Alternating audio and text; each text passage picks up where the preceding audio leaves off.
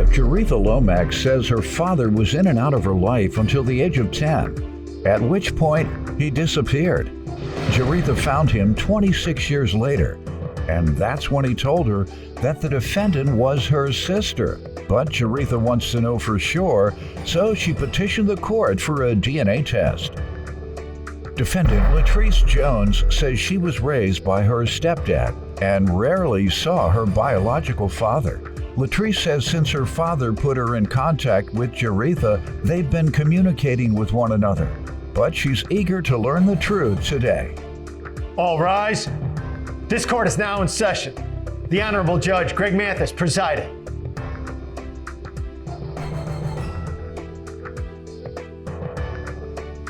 You may now be seated. And you all have petitioned the court for a sibling DNA test. Is that correct? Yes. Yes, sir. All right. Well, tell me some about it. I'm from a single parent home. My father would come visit periodically, occasionally. And every time he'd come over, he would lift me up over his head, look at me. As young as I can remember, that's all he did, come over and pick me up, lift me over his head. So the last time I saw him, he came over, and I was like 10 years old. And I was a big 10. And he lifts me up and look, I said, put me down. And he wouldn't. I scratched him in his face. So he never came back. And my mom would be like, he must think you're crazy, scratching in his face like that. So I just forgot about it, I just went on through life, and my mother would give me his address, and I never looked him up. But, Did your mother speak with him afterwards, and he give her a reason? Well, she hadn't seen him That either. wasn't the reason. I hope he wasn't that. She hadn't seen him. I don't mean to talk about that, but that's pretty petty. Yeah. My daughter scratched me in the face because I won't put it out, so I'm not going to ever see her again. I don't believe that was it. Maybe so what was it? Maybe it was because she got married the next year. That's exactly what it was. See there? Oh, but she blamed me. She still had me carry that. You scratched him in his face. Oh, no. Yes. Yeah, no. Yes. You, God bless her. Is she still with us? Oh, no. She's transitioned as well. Yeah. Okay. But when she saw Treese, she said, she's your sister. She saw Treese and she said, she's your sister. But, okay, back to my dad. My father, he wasn't really a dad, he was a father. Or a sperm donor. There you go. That's what I say. Like my daddy. Exactly. I heard you speak about it. So he Speak bad about it. Yeah, no. Go ahead. So I can speak bad about the dead if you're your father, right. If you're your relative. Mm-hmm. Can't speak that bad about the dead if you're not your immediate family. Yeah. What they say in the law, you have cause. That's right. You've been around here long enough. That's right. Go ahead. I hadn't seen him since I was 10 years old. Okay, so I never thought about him anymore. Then when I got in my early 20s, I started thinking about him. I knew his occupation, and I knew where he was from, Bristol, Tennessee, and I knew that he was a cement finisher. Y'all were living in Tennessee? Is that where you grew up? I'm from Detroit. Oh, Lord. Yeah. Okay. East Side. And so I... East Side? East Side. What's your daddy's name? His name, but he lived on the East Side too. Yeah, Harold Lamar. That's where my daddy was. Harold what? You didn't say Lamont, did you? Lamar. Harold Lamar. You just do.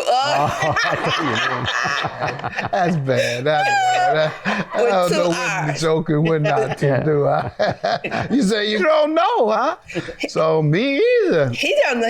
He didn't know anybody in his family on his mother's side. His mother gave him away when he was a little boy, and he was just, he hated that, and he never knew his father. He never knew. My mother told me the story, and then when I met him, he told me the story as well, and it was the same.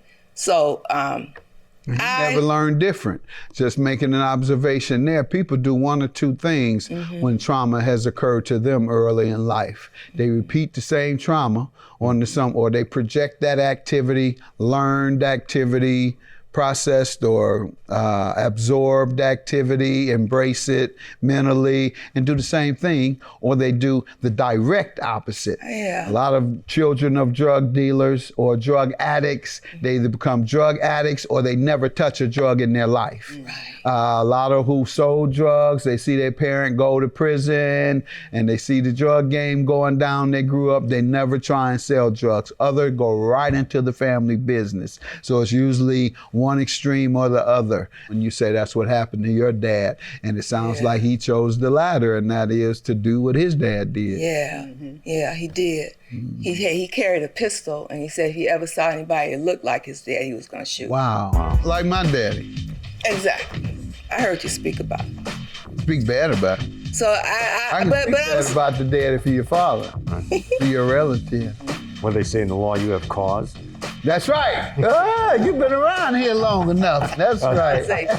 Plaintiff Jaretha Lomax says when she was 36 years old, her father told her the defendant was her sister, but she petitioned the court for a DNA test because she wants to know for sure. And so he told you that this was your sister, or you said your mom? He told me. He told me first. Mm-hmm. So when I found him 26 years later, I found him through the Burton Historical Files, and I went to they gave me his address, and I went over, and because he had moved from the address my mother had given me. So I went over, and I met him. I asked, do you know who I am? And he looked at me, and I said, I'm Tommy's daughter. And then he smiled, and we hugged, and he said, wanted, dead or alive. That's what he said. You know, he's wanted, dead or alive. So let you know he was making up an excuse. You know, I said, are you my father? And he said, you know I'm your father. So he said that, you know. And then we hugged and stuff. And when we went in the house, and I called my mom, I said I found him, and she didn't know who I was talking about because we hadn't talked about this in a long time. I just popped up and did it, and she said who? And I said, Mathis, because that was his nickname. That's what everybody called him. And she started crying.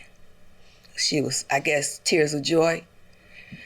And I had a fantasy of meeting him, finding him, and he was going to be this great father, and I was going to have sisters and brothers, and because I was the only child. Were you ever in touch again after that? Yeah, if so, how often? We stayed in touch. What would you talk about or do? Took care of his funeral. What would you talk about or do? Didn't you have a lot of resentment in you? No, I didn't. Good. I guess that's different for ladies. All the ladies I meet, when their parents have abandoned them, they don't have the resentment. All the boys and men I meet, if their father abandoned them, they have resentment. That's interesting. Yeah, I don't know if it has something to do with the manhood, macho thing. I don't know. But that's what I find, and that's why I've asked you. So that's good. Oh, I was happy that I found him. I didn't care. We didn't even talk about where had you been. I didn't even ask him that. Wow. How long did he pass thereafter? 10 years. 10 years? So you had a 10-year relationship? Yes. So did he bring you all together? Yes. That's what we get to. Let me hear from you. Go ahead. Yeah, I was a baby. My stepdad raised me, and he came to the house and told my dad, he want me have me. Can you have me? My dad said, no. Whatever lay in the bird nest, stay in the bird nest. And because his wife couldn't have no kids, he wanted me to go with him. My dad said, no, he raised me. And I got older. I would go to the barber shop and get my hair lined up. I used to see him in the barber shop all the time. And I got your father, your blood father. Yes. Then went to my mom. I think I was 20-something years old. Mama said, go to the store, get me a beer. I said, I'll go to the store. She said, no, go to the after-hour joint by the corner. Well, you from Detroit too? Yes, sir. Well, which one? 19th Hole, Democratic Club, a couple other. Mr. Kelly had a joint down. Greens Barbecue. Greens Barbecue. Yeah, Greens Barbecue. Go ahead. All right. I went back to the after-hours joint. He was there. He said, hello, young lady. I said, hello, how are you, sir? He said, you know who I am? I said, no, I'm your father. I dropped the beer and ran back home to my mom. I said, Mom, this man said he's my daddy. She started smiling. And think about an hour or two later, he came around there. We started talking. Then he came to the house. My dad was raising me, came from work. He sit down, he said, Pete, you did a good job raising my daughter. I said, you know what, don't do that. this man's my daddy. He raised me. Don't disrespect him like that no more. He said, Cupcake, I'm sorry. He left. Then like a couple of years later, I went to this house. I met him. Then I met Jerry. We started talking then. And you've been talking ever since? Yes, sir. Off and on. And why is there, you all just here to get a certificate? Is that what? Or just to kind of confirm what small element of concern there is? Yes, just sir. Okay. Mm-hmm. Well, Judge Yes. Mathis, I question it because see, here's a picture of us on our first birthday after we met. We've always been, we've always communicated. Latrice calls me every holiday, and I call her. And we say we love you, blah blah blah.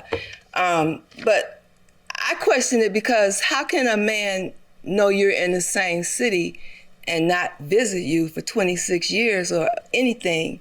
So I questioned that, and I questioned him. Did he tell me the truth? Was he a liar? Did he just make that up and tell me that? Because when I first met him, I said, do I have any sisters and brothers? He said, no. And then I got home, when I went home, and he called me on the phone. He said, I got somebody here I want you to meet. And then when I get over there, here's Latrice, it's my sister. But when I asked you that, when I was there, you said no.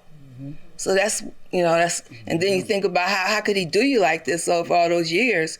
And so I'm saying maybe he was just a liar. I don't know. But he lived on the east side too. Yeah. Harold Lamar. Where my daddy was.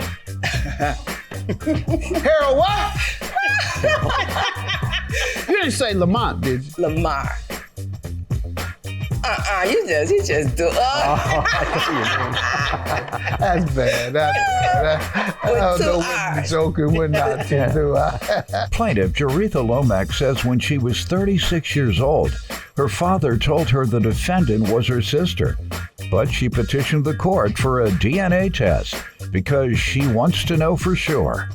Like I said earlier, you're entitled to talk about the dead if it's your family member. I want to know we have the same genetics. I'm just saying, if he was a liar, then you may have concern and you may have a reason. And I don't want to offer my opinion on what you should do with people in your life, whether you should talk about them or not when they're not telling the truth. I don't know. But he was lying to you. Wow. Yep. I knew it. Sorry. Thank you. Unfortunately, you all aren't related.